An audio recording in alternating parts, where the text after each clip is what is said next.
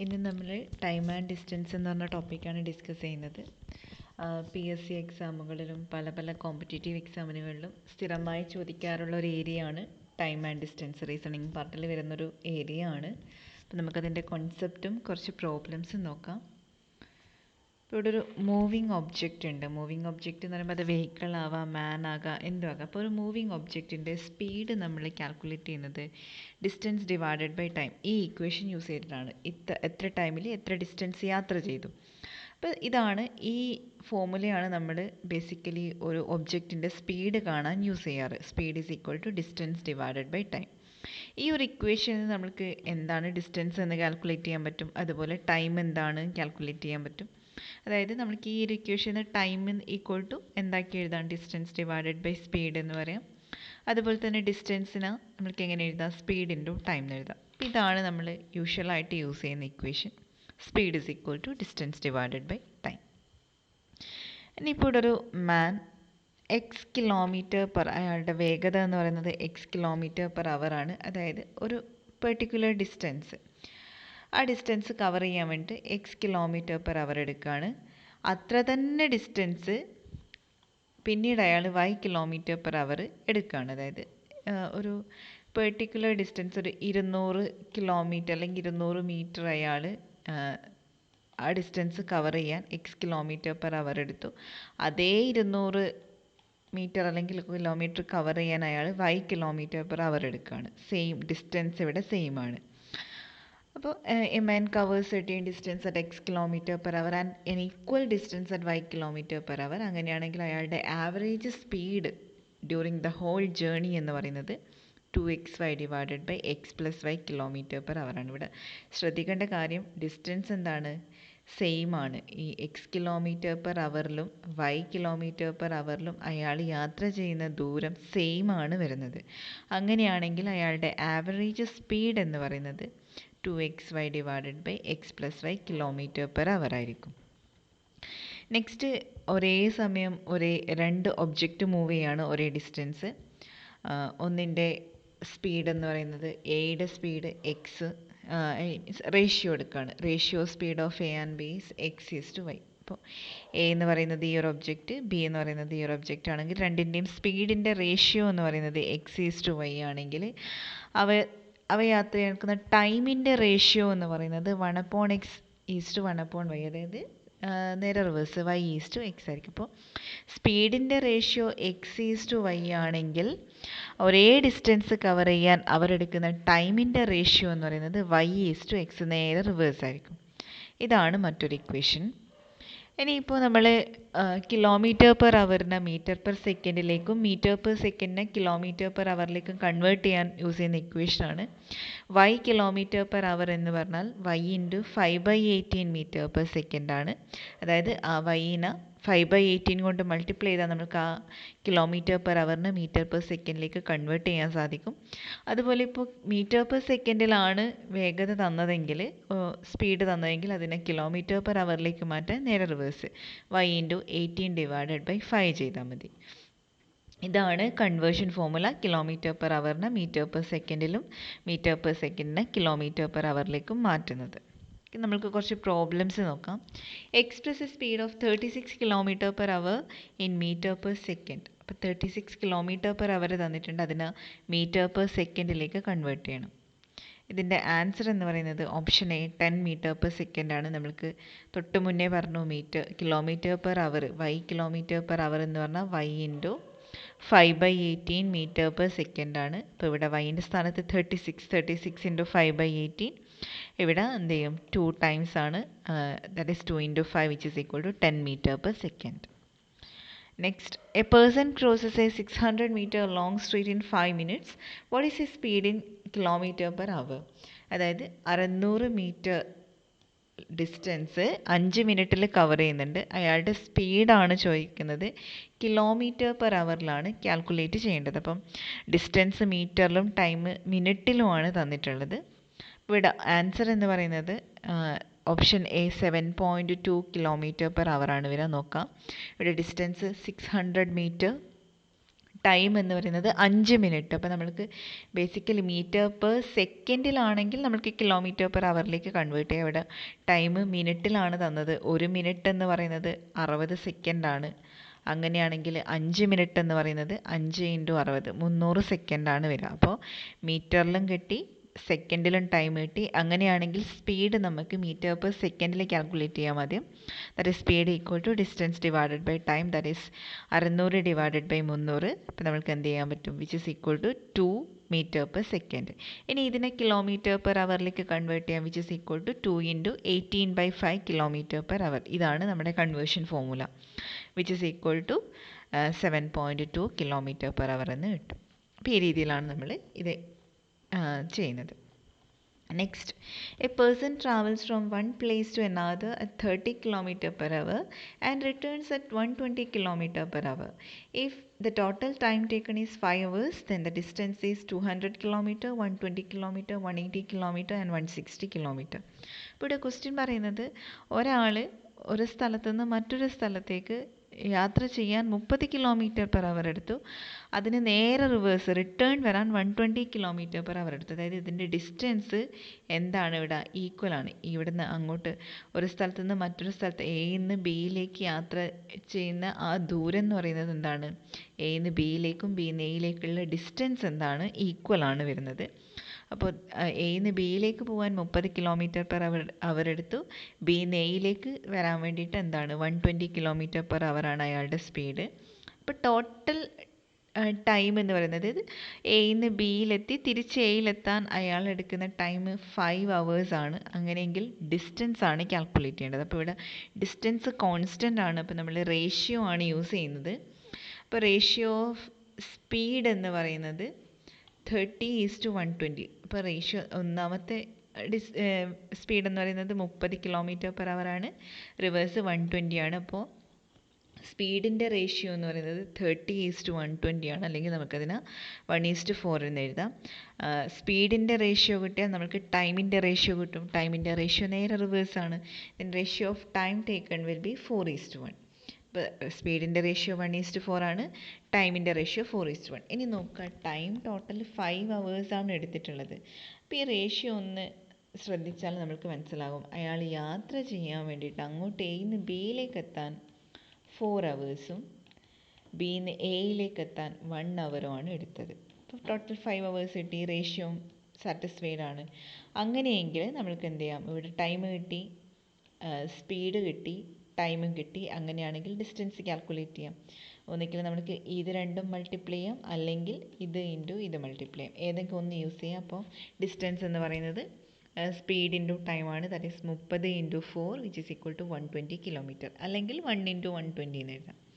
ഇത് ചെയ്താലും 120 കിലോമീറ്റർ. അപ്പോൾ ഡിസ്റ്റൻസ് എന്ന് പറയുന്നത് എത്രയാണ് കിട്ടുക? 120 കിലോമീറ്റർ. അതുകൊണ്ട് ഓപ്ഷൻ ബി ആണ് correct answer. Next question, a man complete A journey in 10 hours. ഒരാൾ എയിൽ നിന്ന് ബിയിലേക്ക് യാത്ര ചെയ്യാൻ എടുക്കുന്ന ടൈം 10 hours ആണ്. He travels first half of the journey at the rate of 21 kilometre per our. First half, അതായത് പകുതി ദൂരം സഞ്ചരിക്കാൻ എടുക്കുന്ന അയാളുടെ വേഗത എന്ന് പറയുന്നത് 21 കിലോമീറ്റർ പെർ അവർ ആണ്. And second half at the rate of 24 kilometre per അവർ. അപ്പം പകുതിയാണ്. ആദ്യത്തെ പകുതി യാത്ര ചെയ്യാൻ അയാളുടെ സ്പീഡ് 21 കിലോമീറ്റർ പെർ അവർ ആണെങ്കിൽ സെക്കൻഡ് ഹാഫ് എന്ന് പറയുന്നത് 24 കിലോമീറ്റർ പെർ അവർ ആണ്. Then find the total journey in kilometre. അപ്പോൾ ഡിസ്റ്റൻസ് ആണ് കാൽക്കുലേറ്റ് ചെയ്യേണ്ടത്. എത്ര ദൂരമാണ് അയാൾ സഞ്ചരിച്ചത്. അപ്പോൾ നമ്മൾ ടോട്ടൽ ഡിസ്റ്റൻസ് എക്സ് ആയിട്ട് കൺസിഡർ ചെയ്തു. അപ്പോൾ ഈ പകുതി ദൂരം എന്ന് പറയുന്നത് x/2 ആണ്. ദെൻ സെക്കൻഡ് ഹാഫും എന്താണ്? x/2. ഇനി ഇത് വെച്ചിട്ടാണ് നമ്മൾ കാൽക്കുലേറ്റ് ചെയ്യാൻ പോകുന്നത്. ആദ്യത്തെ ഡിസ്റ്റൻസ് എന്ന് പറയുന്നത് x/2 ആണ്. അത് കവർ ചെയ്യുന്നത് അയാളുടെ സ്പീഡ് എത്രയാണ്? 21 കിലോമീറ്റർ പെർ അവർ ആണ്. അപ്പോൾ നമുക്ക് എന്ത് കിട്ടാം? നമുക്ക് ഏത് ഇക്വേഷൻ യൂസ് ചെയ്യുക വെച്ചാൽ സ്പീഡ് ഡിവൈഡഡ് ബൈ ടൈം, അതാണ് എന്ത് വരുന്നത്? Distance. x/2 divided by 21 plus x/2 divided by 24 equal to 10. അതായത് ഡിസ്റ്റൻസ് ഡിവൈഡഡ് ബൈ സ്പീഡ് ഈ ഇക്വേഷൻ യൂസ് ചെയ്യാണ്. ഇത് നമ്മൾക്ക് എന്താണ് കിട്ടുക? ടൈമാണ്. നമ്മൾ ആദ്യത്തെ ഹാഫ് എന്ന് പറയുന്നത് എന്താണ്? അയാളുടെ ടൈം x/2 ഡിവൈഡഡ് ബൈ 21 ആണ്. സെക്കൻഡ് ഹാഫിൽ അയാളുടെ ടൈം എന്ന് പറയുന്നത് x/2 ഡിവൈഡഡ് ബൈ 24 ആണ്. ടോട്ടൽ ടൈം അയാൾ എടുക്കുന്നത് 10 hours ആണെന്ന് തന്നിട്ടുണ്ട്. So which is equal to 10. ഇനി നോക്കാം, ഇതിൽ നിന്ന് x/21 plus x/24 equal to 20 എന്ന് കിട്ടും. 2 റൈറ്റ് സൈഡിലേക്ക് പോവുകയാണ്. ഇതിൽ നിന്ന് 8x plus 7x divided by 168, അതായത് ഇതിൻ്റെ കോമൺ ഡിനോമിനേറ്റർ ആക്കിയാൽ 168 എടുക്കാം. ഇതിൽ നിന്ന് 8x plus 7x equal to 20.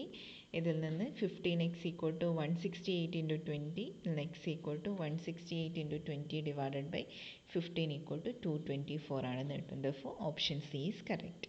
അപ്പോൾ ഈ രീതിയിലാണ് ചെയ്യുന്നത്. അപ്പോൾ മെത്തേഡ് ഒന്നുകൂടെ ഓർമ്മിച്ച് വെക്കുക. നമ്മൾ ആദ്യത്തെ ഡിസ്റ്റൻസ് പകുതി ഡിസ്റ്റൻസ് x/2, അതിനെടുക്കുന്ന സ്പീഡ് 21 km/h ആണ്. സെക്കൻഡ് ഹാഫ് എടുക്കുന്നത് x/2, അതിനെടുക്കുന്ന സ്പീഡ് 24 km/h ആണ്. എന്നിട്ട് നമ്മൾ ടൈമിൻ്റെ ഇക്വേഷനാണ് യൂസ് ചെയ്യുന്നത്.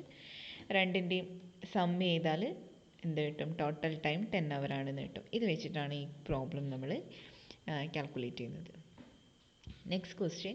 A cyclist cover a distance 750 meters in 2 minutes, 2 minutes 30 seconds. What is the speed in km/h of the cyclist? അപ്പോൾ 2 minutes 30 secondsലാണ് ടൈം തന്നിട്ടുള്ളത്. Distance 750 meter ആണ് തന്നിട്ടുണ്ട്. അപ്പോൾ സ്പീഡ് ഇൻ km/h ആണ് കാണേണ്ടത്. അപ്പോൾ ഡിസ്റ്റൻസ്, ഇതിൻ്റെ ആൻസർ ഓപ്ഷൻ ഡി 18 km/h ആണ് വരിക. ഇവിടെ ഡിസ്റ്റൻസ് 750 meter എന്ന് തന്നിട്ടുണ്ട്. Time 2 minutes 30 seconds. അപ്പോൾ നമ്മൾ ഇതിനെ മൊത്തം സെക്കൻഡ്സിലേക്ക് മാറ്റുകയാണ്. ഞാൻ നേരത്തെ പറഞ്ഞു 1 മിനിറ്റ് എന്ന് പറയുന്നത് എത്രയാണ്? 60 സെക്കൻഡ് ആണ്.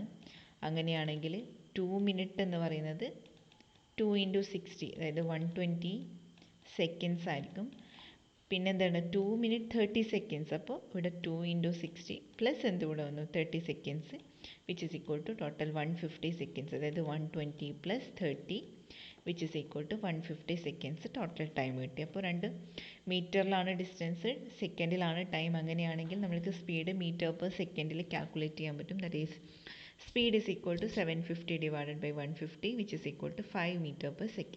ഇനി ഇതിനെ നമുക്ക് കാണേണ്ടത് km/h. ഇതിന് km/h കൺവേർട്ട് ചെയ്യാൻ 18/5 കൊണ്ട് മൾട്ടിപ്ലൈ ചെയ്താൽ മതി. Which is equal to 18 km/h. 5 5 cancel ചെയ്ത് പോകും. So will get 18 km/h. Next question. An aeroplane covers a certain distance at a speed of 240 km/h in 5 hours. To cover the same distance in 2/3 hours, it must travel at a speed of 700 km/h, 720 km/h, 740 km/h and 760 km/h. ഇതിൻ്റെ answer എന്ന് പറയുന്നത് option B 720 km/h ആണ്. അപ്പോൾ ഇവിടെ തന്നത് ഒരു certain distance cover ചെയ്യാൻ വേണ്ടിയിട്ട് എന്താണ് എയ്റോപ്ലെയിൻ്റെ സ്പീഡ് എന്ന് പറയുന്നത് എത്രയാണ്? 240 km/h ആണ്. ടൈം എടുക്കുന്നത് 5 hours. ഇനി അതേ ഡിസ്റ്റൻസ് 1/2/3 hours കവർ ചെയ്യണം. അങ്ങനെയാണെങ്കിൽ ആ എയ്റോപ്ലെയിൻ്റെ സ്പീഡ് എത്രയാണെന്ന് ക്വസ്റ്റ്യൻ ചോദിച്ചിട്ടുള്ളത്. അപ്പോൾ ഇവിടെ ആദ്യം സ്പീഡ് തന്നിട്ടുള്ളത് ആദ്യം 240 ആണ്. ടൈം 5 hours തന്നിട്ടുണ്ട്. അങ്ങനെയാണെങ്കിൽ നമുക്ക് ഡിസ്റ്റൻസ് കാൽക്കുലേറ്റ് ചെയ്യാം. എത്ര ഡിസ്റ്റൻസ് ആണ് ആ എയ്റോപ്ലെയിൻ കവർ ചെയ്തത് എന്ന് നോക്കാം. Distance equal to speed into time എന്ന് കിട്ടും. Which is equal to 240 into 5 which is equal to 1200 km.